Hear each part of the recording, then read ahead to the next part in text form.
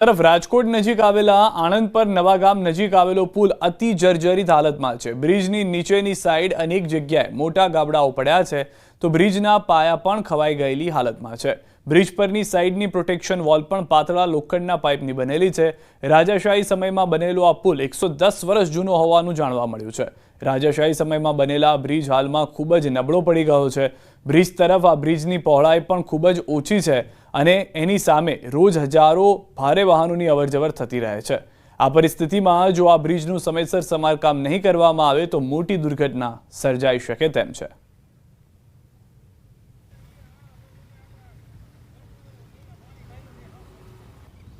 સ્કૂલમાંથી આ રંગીલા વિસ્તાર છે, દિવેલી વિસ્તાર છે, બધાની સ્કૂલની વાહન બધી અહીંથી જ આવવું જવું છે અને વરસાદ જ્યારે થાય ત્યારે પુલના માણસો અમુક ફસાઈ જાય છે, ત્યાંથી નીકળી નથી શકતા।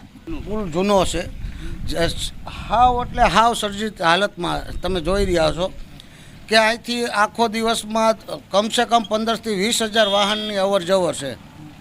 છતાં અનેકવાર રજૂઆત કરવા છતાં પણ આ પુલનું કામ હજી સુધી કોઈ અહીંયા જોવા પણ નથી આવ્યું। હજારો વાહન નીકળે છે, આમાં કાંઈક થાય તો જવાબદારી કેની? આણંદ વડોદરા વચ્ચે બનેલી પુલ દુર્ઘટના બાદ જાણે રાજકોટમાં પણ આવી જ કોઈ દુર્ઘટનાની રાહ જોવાતી હોય તેવી સ્થિતિ આ પુલની છે। આ પુલ છે તે રાજકોટના આણંદ પર ગામ પણ આવેલો છે। આ પુલ પરથી જે છે દિવસ દરમિયાન હજારો વાહન પસાર થાય છે, જેમાં કહી શકાય કે ટ્રક સહિતના જે હેવી વ્હીકલો પણ પસાર થાય છે। બીજી તરફ આ બ્રિજ છે તે અત્યંત જર્જરિત હાલતમાં છે। ખાસ કરીને આ પુલની નીચે જે છે મોટા ગાબડાઓ પડેલા છે અને જો સમયસર એમની મરામત કરવામાં નહીં આવે તો જે છે અનેક જગ્યાએ મોટી દુર્ઘટના પણ સર્જાઈ શકે છે, અનેક લોકોના જીવ પણ જોખમાઈ શકે છે। ત્યારે આવી કોઈ દુર્ઘટના બને તે પહેલાં તંત્ર જાગે તે પણ ખૂબ જરૂરી હોવાનું લોકો માની રહ્યા છે। હાર્દિક જોશી, ન્યૂઝ 18 ગુજરાતી, રાજકોટ।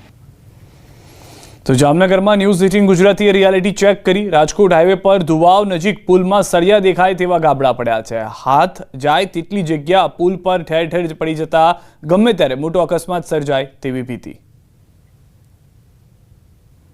મધ્ય ગુજરાતમાં ગંભીરા પુલ દુર્ઘટના જે થઈ એમાં અનેક લોકોના મૃત્યુ થયા છે। ત્યારે ન્યૂઝ 18 રિયાલિટી ચેક કરી રહ્યું છે ત્યારે જામનગર રાજકોટ હાઈવે પર ન્યૂઝ 18 પહોંચ્યું છે અને અહીં જે પ્રકારના હું દ્રશ્ય દેખાવા માંગીશ, જે રસ્તા ઉપર ગાબડા છે તે પડ્યા છે, જે પ્રકારના દ્રશ્ય આપ જોઈ રહ્યા છો લાઇનસર આ ગાબડાઓ છે, હું અહીંના દ્રશ્યો દેખાવા માંગીશ કારણ કે જે પ્રકારે આ રોડ ઉપરથી જે વાહનો આવી રહ્યા છે આ વાહનો ગમે ત્યારે અકસ્માત થાય તે પ્રકારની પરિસ્થિતિ છે। અહીં જે પ્રકારે આપ દ્રશ્ય જોઈ રહ્યા છો, મારો હાથ છે એ આખો અંદર જતો રહે તે પ્રકારની પરિસ્થિતિ છે।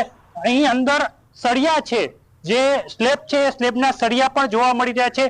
ઠેક ઠેકાણે અહીંથી જે પ્રકારે આપ જોવો ત્યાં ગાબડા છે, આ ગાબડા મોટા ગાબડામાં પરિવર્તિત થયા અને મોટો અકસ્માત છે તે સર્જી શકે તેમ છે। જામનગરની અંદર જે રાજકોટ રોડથી પ્રવેશતા જ આ પ્રકારની પરિસ્થિતિ છે, જે ગાબડાઓ પડ્યા છે એ ચારી ફૂકે છે કે ગમે ત્યારે અહીં દુર્ઘટના છે એ દુર્ઘટના થઈ શકે છે, જાનહાનિ થઈ શકે છે। ત્યારે તંત્ર શું રાહ જોવે છે? કિંજલ કારસરિયા, ન્યૂઝ 18 ગુજરાતી, જામનગર।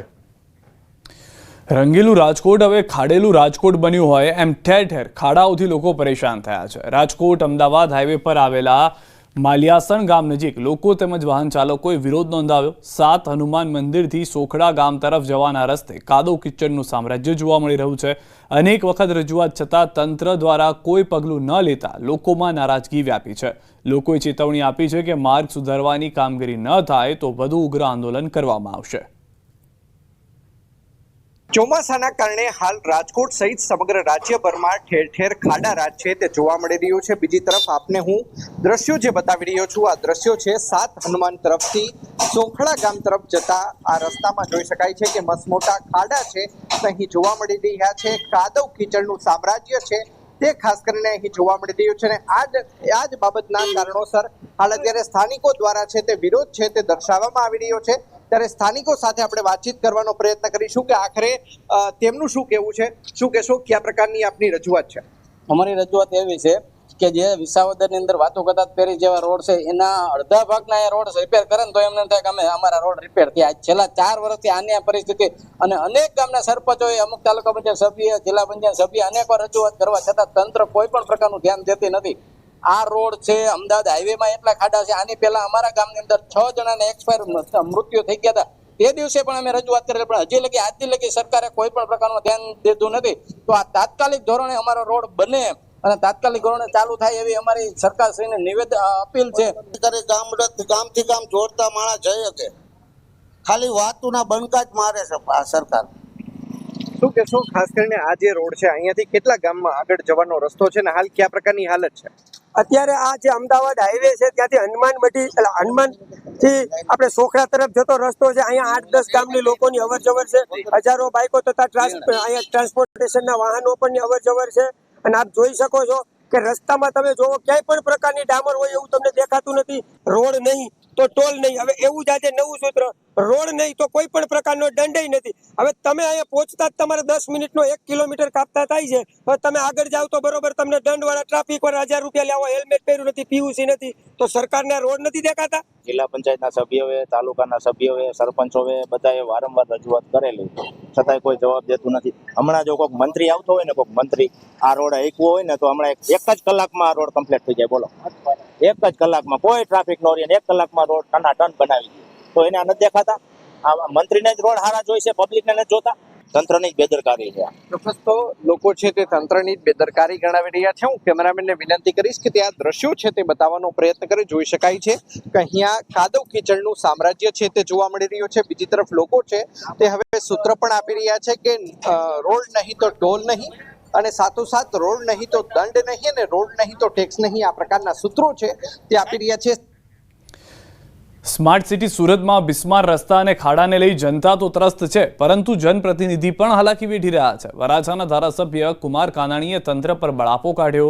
બિસ્માર રોડ રસ્તા માટે ધારાસભ્યએ તંત્રને જવાબદાર ગણાવ્યું. કુમાર કાનાણીએ કહ્યું કે ખરાબ રસ્તા અંગે લોકો અમને રજૂઆત કરે છે. સંકલન બેઠકમાં પણ વહીવટી તંત્ર પાસે જવાબ માંગ્યો હતો કે જે કઈ રોડ ધોવાયા છે, જે ખાડાઓ પડ્યા છે, એ સંપૂર્ણપણે વહીવટી તંત્રની જવાબદારી છે.